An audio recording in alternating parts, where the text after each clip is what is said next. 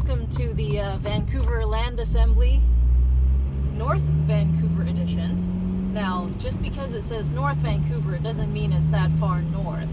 Really, if you take the C bus, which you can, is like to my right, about 5 minutes down the hill, you can get across to downtown within 10 or 15 minutes.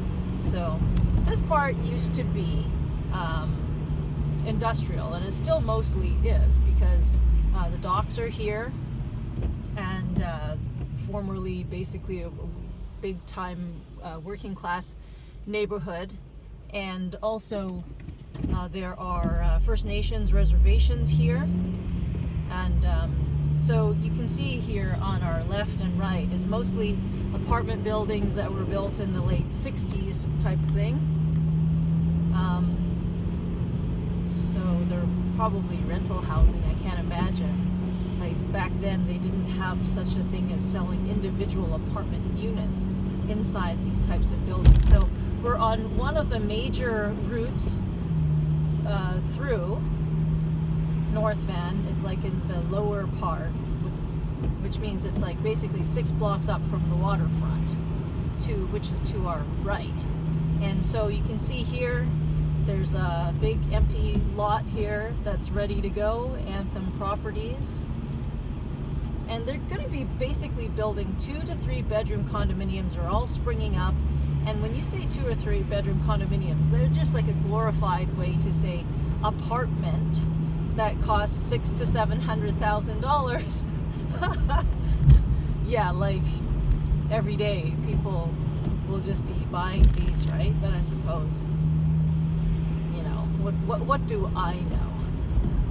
Demographically, we have a lot of inflow, and we also have this phenomenon where, I mean, have you noticed lately?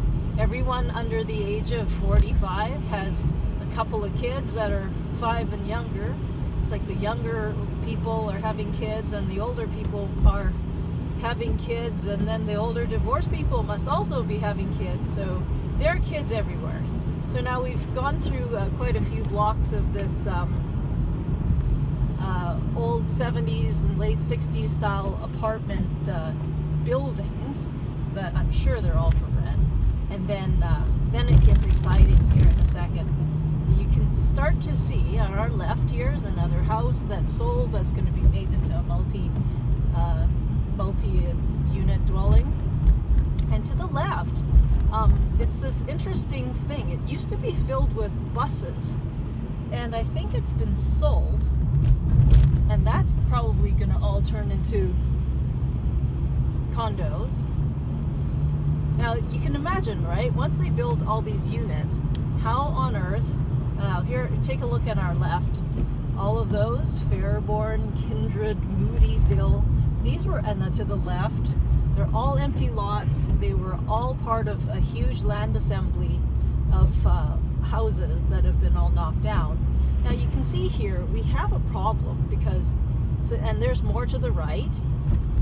And this is a really cool little neighborhood called Queensbury. There's like 2 blocks of very quaint shops, very similar to these smaller neighborhoods in Seattle that I really like so much. And there's some more stuff on your right, and then the left here is everything's sort of been walled off, and then now we're headed down the hill to the dockyards and where all the train tracks are and stuff.